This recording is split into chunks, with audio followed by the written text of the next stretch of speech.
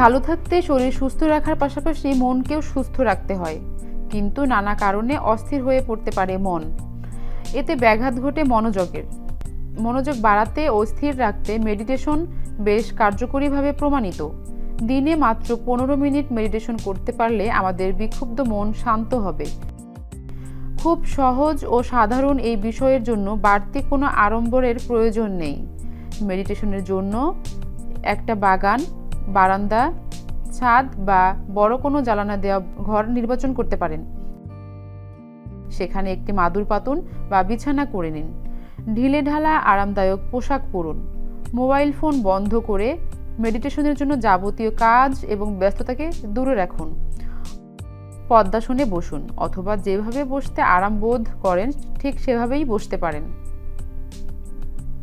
অবশ্যই মেরুদণ্ড সোজা রাখুন। ধীরে ধীরে ও গভীরভাবে নিঃশ্বাসের মাধ্যমে জাগতিক চিন্তাকে থেকে নিজেকে দূরে সরিয়ে রাখুন। মনোসংযোগ করে চিন্তাকে একটি স্থির অবস্থায় নিয়ে আসতে চেষ্টা করুন। প্রথম দিন থেকেই আপনার মন পুরোপুরি ধ্যানে মগ্ন নাও হতে পারে, তাই ধৈর্য হারাবেন না। নিয়মিত কয়েকদিন চেষ্টা করুন, মন আপনার নিয়ন্ত্রণে চলে আসবে।